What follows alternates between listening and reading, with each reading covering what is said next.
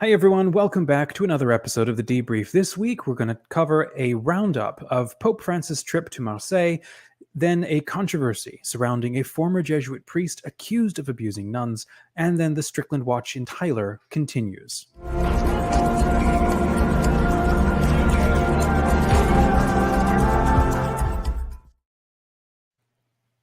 Hey, Mike. Hey, friends, and welcome to The Debrief. It's the weekly show where we talk about news, questions, and controversies facing the Catholic Church. I'm Dominic DeSouza, the founder of Smart Catholics. And I'm Mike Lewis, the founder, co-founder, and editor-in-chief of the website Where Peter Is. Hi, Dominic. Good to see you. Let's stay on track here. So we're talking about Pope Francis' visit to Marseille. He visited the French port on Friday and Saturday. It's the second largest city in France and is considered a multi-ethnic and multi-faith melting pot. And the purpose of the Pope's visit was to amplify his call for the Mediterranean to be a place of welcome for migrants. So this visit comes at a time when anti-migrant views are growing in Europe, with some countries turning more and more to border fences, repatriations, and talk of a naval blockade to keep a new influx of would-be refugees out. Mike, can you share some of the highlights of this trip? Yeah, sure. It was basically just a 2-day trip to Europe, or to this city in Europe. As Pope Francis says, he tries to stay away from the big European capitals. Marseille obviously is a big city, but this was specifically for the purpose of honoring migrants, of talking about welcome to migrants. So this visit included an interfaith prayer, which honored the estimated 28,000 migrants who have drowned in the Mediterranean since 2014, trying to reach Europe. So, I mean, it's a staggering number, 28,000 people. Gosh, that would fill a basketball stadium. These ships sinking, people in rough conditions, the dangers that they meet along the way. He also met with French President Emmanuel Macron, and they hosted a giant stadium mass in the famous Velodrome Stadium. And there was they pulled up a large cloth. I don't know what the term is for what I mean, it's not a fat head, but it was basically a big animated picture of Pope Francis that came up from the ground. And that was a pretty exciting thing to look at. We can post a link to it. Cindy Wooden, the Vatican reporter for CNS, posted it on Twitter. So throughout the visit, the central message was that rescuing migrants is an obligation of humanity. And he aimed this message to all people of goodwill, not just Catholics. Yeah. So basically, he wanted to remind European governments that they have a duty to rescue migrants in these dangerous situations at sea. So basically, this was a goodwill and a personal visit for Pope Francis to remind us of the common good and the responsibility that we have for one another. We are all connected, as the Laudato Si, teaches. Wow. So, and then anything else on that point before then moving on to our next story? Well, yeah, I just wanted to talk about the flight back from. Obviously, he had the traditional in-flight news conference, and so it was a short news conference. There were only a couple of questions, one of which, of course, was talking about the migration issue, stating that migrants should be welcomed, accompanied, promoted, and integrated into society. He criticized the way that migrants are treated. This cycle of catch and deport, he likened it to a game of ping pong. He shared some stories. He shared the story of a boy who was trying to escape, but wound up taking his own life because of the way he was treated. Another thing is he discussed the issue of euthanasia, and he tied it to the topic of ideological colonization, which is something that he has brought up many times. He's talked about it in the past when Western countries will try to impose gender ideology or some kind of family planning view making aid to African nations contingent on their receiving of that. And apparently there's a bill under consideration about euthanasia in France. So Francis brought up, once again, the novel Lord of the World, which is a 1907 dystopian novel by an English priest and convert named Robert Hugh Benson. Have you read that book? I read it first. What's that? Yes, I did. I have read that a decade ago. Yeah, and this has to be the 7th or 8th time he's mentioned it by now. I haven't kept count. I know that the 3rd time he mentioned it, people made a point of saying it's the 3rd time, but I think he's mentioned it several times since then. So clearly he loves this book. I don't know if he's read it in the original English, but anyway, he decried what he called humanistic euthanasia, which I guess is secular humanism is the philosophy, I guess, that people bring forward in secularization.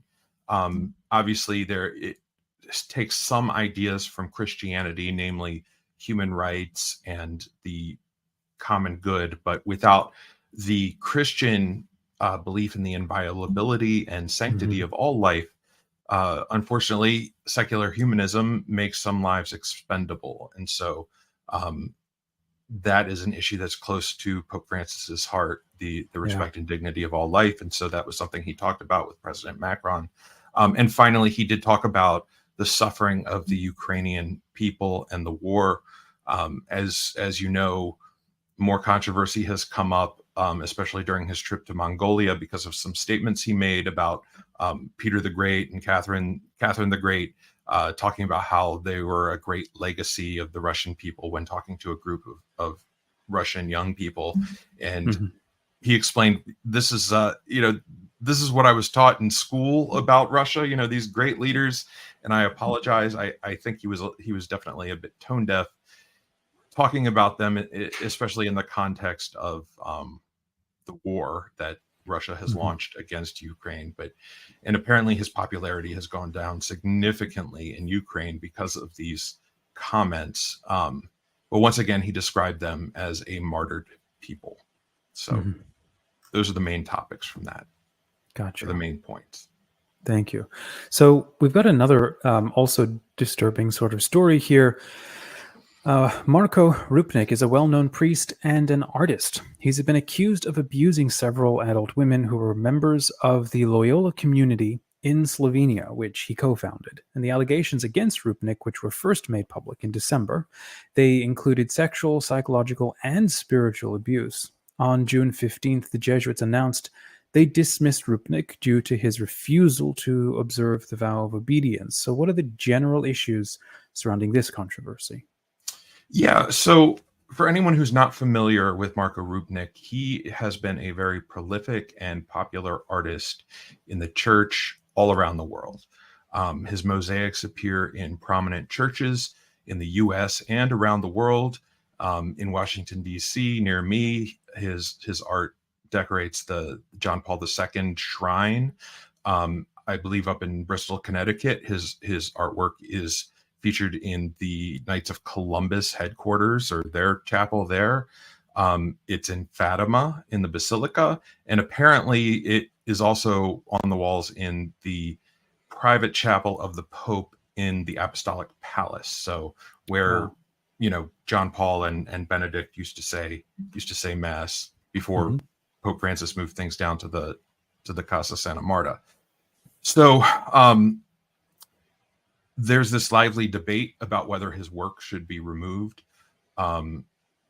whether it should be invoked, whether his name should be invoked, whether, how do we treat this? Like, this is an issue that's come up with the musician David Haas, who has written many of the popular hymns that are sung in Catholic churches.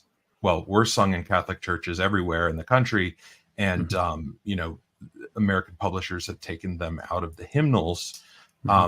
It's a little bit different when, if you're producing a music issue every year for your, Missalette supplement, it's a little different to say, okay, well, next year we're going to just take these songs out. In all of these prominent churches, these are commissioned artworks that cost in the hundreds of thousands, if not millions of dollars, that they've invested in heavily. And then there's also a complication. So Rupnik was the director for a long time. I mean, he was recently removed after all these controversies of the Centro Atleti, and that's a department of the Pontifical Oriental Institute. This is an initiative that was meant to bring together artists from the Latin West with the Greek East and have them collaborate and make these mosaics. A lot of people love this work. Obviously, I mean, a lot of people have seen it. It's notable for, I guess, the figure's large eyes. And it's been used as logos for Vatican programs or for, I remember it was used for a USCCB program when I was there. It was, it was the logo of the theme for marriage, unique for a reason, like a theme in the laity office. And so it's sort of a question of whether or not he should be, obviously he's been removed from the Jesuits. He's still technically a priest, but he's not incardinated everywhere. But but he's the director of this institute, and not all of the work is attributable to him necessarily, but he's the face of the organization. So he's associated with all of that. Other issues during the investigation, or after the investigation of his activities in the religious order, the results were delivered to the Holy See, and the Vatican declined to do a canonical process against him because the statute of limitations had been passed. Now, this is a somewhat common procedure because if children had been involved, it would not have been waived. But because it was an adults only issue, it was waived, and that obviously is not being looked at very well right now. Also, somewhere along the line, this revelation was made that in 2019, Rupnik was excommunicated for the canonical crime of absolving an accomplice in a sin against the sixth commandment. Basically, what it means is that he and another person engaged in sexual activity, and then this person confessed to him, and he granted absolution. That's actually against the rules.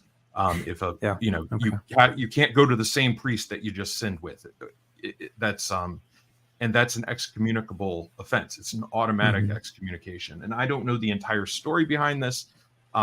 I believe maybe somebody accused him and then he was found guilty. Maybe he brought it up himself. But there are certain crimes that go to canonical crimes, including breaking the seal of the confessional. I believe physically assaulting the Pope. There's a list of like 8 or 10 crimes that can only be absolved by the Holy See and otherwise result in an automatic excommunication. And so, because all of this is under pontifical secret, it's kind of hard to quantify how this excommunication was handled. I don't know. Like, obviously, Cardinal Ladaria was the prefect for the CDF at the time. He has his monthly or weekly meeting with Pope Francis. Does he have a stack of 30? Oh, I have 30 priests who excommunicated themselves and have applied for reinstatement. And if the Pope just rubber stamps them, because all of that is secret, we don't know. It's really hard to determine whether this was handled improperly, as some people are accusing, or what the circumstances are. So this is.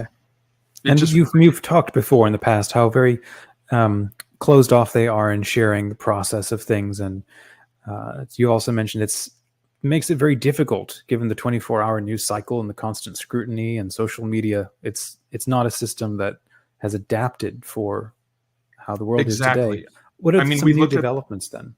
Yeah. So, well, I was just going to say, like the Carmelites in Texas, it was an issue where the bishop wasn't answering any of the questions, and the nuns kept generating new issues, new stories, breaking new developments.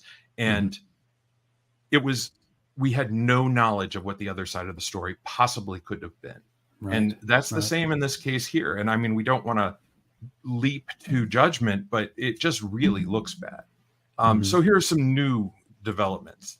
The Diocese of Rome, where even though he was a Jesuit, he was residing in the Diocese of Rome. They did a 6-month investigation into the life and the work of the community that was founded by Rupnik.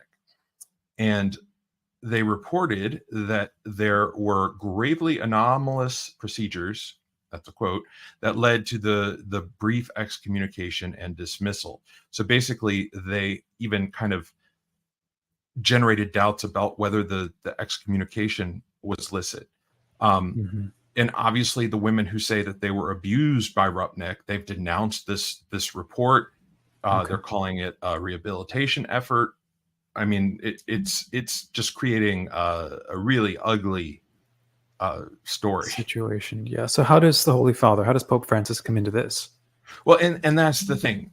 Obviously, certain people are saying Pope Francis is protecting Rupnik. He's been asked about it in interviews, and he has denied having any like special involvement in the case. He's just been taking part in the procedural parts of the excommunication or the the discipline against him. That can be read, especially in the way that it's being presented, that he's passing the buck or that he's blaming other people. Another development is that he recently met with the head of the Centro Aleti, basically Rupnik's replacement. Her name is Maria Compitelli. And this raised further questions about whether he's trying to protect Rupnik. Now, for all we know, she could have gone in there and gotten yelled at or talking to by Pope Francis, but because she's an outspoken supporter of Rupnik still, and he met with her and he hasn't met with his victims yet, this is creating even more concerns and worries and scandals. So until we receive more information from the Vatican, it's hard to say what's really going on. But obviously, LifeSite News, Chris Altieri of Catholic World Report, numerous outlets that are opposed to Francis are building up a narrative against him. And right now, I don't have a solid response. It's just like with the Texas nuns, and it's just like with Vigano. It took a while for the McCarrick report to come out to finally show what was true and what wasn't. And the McCarrick report was extremely rare in terms of telling the whole story. It hasn't really been followed up with many similar reports, and the McCarrick report took a really long time to produce. So that's all I can really say at this point. Stay tuned. Pray for all involved in the situation. Well, speaking of opposition to Pope Francis, the Strickland Watch is continuing down in Tyler, Texas. Last week, we discussed the Pillars report that a meeting took place between Pope Francis, Bishop Prevost of the Dicastery for Bishops, and Archbishop Pierre Nuncio to the United States. So what's the latest? Okay, so I have a little bit of inside information. A source close to the Vatican that I spoke to vigorously challenges the narrative that was presented by the Pillar. I don't know that it changes anything intrinsically, but for one thing, there was apparently, I'm told, allegedly, no meeting between the three of them, no meeting between Francis, Prevost, and Pierre. Prevost, as head of the dicastery for bishops, had his regularly routine standard one-on-one scheduled meeting with Pope Francis, followed by Archbishop Pierre, soon to be Cardinal Pierre, having his one-on-one meeting with Pope Francis, because being the nuncio to the United States, and he's in Rome, obviously he's going to meet with the Pope. And that kind of draws into question whether the conclusion that he was going to be asked, that Strickland was going to be asked to resign, whether that was entirely accurate. Bishop Strickland, days after the Pillar report, maybe over a week after the Pillar report, said that he had heard nothing from the Vatican. So now that's not surprising. So I think that a more likely scenario, and this is purely speculation, and not from the inside source, but but it is based on conversations I've had with people who are familiar with this type of thing, and who have been involved in this type of thing. I would say that it's more likely that they have decided to replace Strickland. And the question is whether or not they have a bishop lined up and, sort of an escape plan. Rather than dragging out the process, they may ask him for his resignation. And if he says no, which he's giving indications that he will, they'll say, okay, fine. Well, then we'll remove you. The press conference will be tomorrow at 10 a.m. and there will be a new bishop here. See you later. That's just speculation, but I think that might be the more likely possibility, because there are also stories where the Pope will ask for a resignation, and if the bishop says no, then they sort of start this long and grinding process that drags out. Now, it might still be a long and grinding process that drags out. They need to, if they are replacing him rather than just putting an administrator in, they have to find a bishop who's willing to do it, who's willing to take on this very challenging assignment. It would have to be a conciliatory figure, somebody with a good personality, somebody who is willing to have the spotlight shined on them, because whatever they do is going to be scrutinized by Strickland's fans and supporters. I know that I can confirm that at least four senior priests have officially or have explicitly asked Bishop Strickland to resign. Have said, Your Excellency, I beg for the good of the church that you step down. His response, as he has stated publicly several times now, but his response to each of them has been no. He says that he received a mandate from Pope Benedict to serve the people of Tyler until he's forced to step down, and so that's what he's hanging his hat on. And then now, conversely, there are some.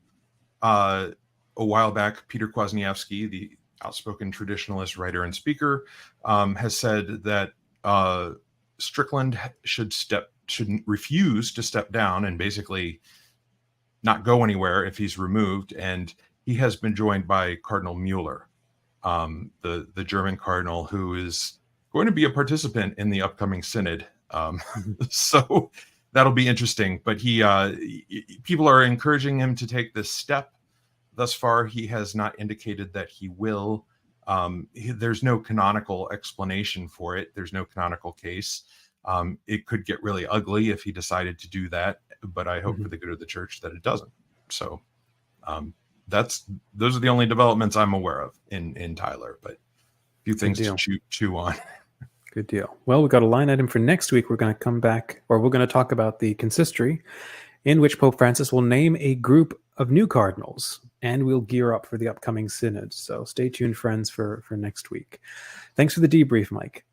Available links to the topics are in the descriptions. You can go ahead and check those out. This conversation is brought to you from smartcatholics.com. It's the free online community for millennials, creators, and learners. Join our private Where Peter Is group to ask questions, share insights, and suggest topics for next time. And visit wherepeteris.com for articles, commentaries, and spiritual reflections by and for faithful Catholics who support the mission and vision of Pope Francis. Hit the subscribe button, hit the like button, and share this with somebody that you think is interested in this sort of thing, catching the debrief. Support us on Patreon. Well, support Mike, support the Where Peter Is team on Patreon so that we can continue bringing you this show. And thanks for joining us, friends. When it comes to news and controversies in the Catholic Church, stay curious, informed, and engaged.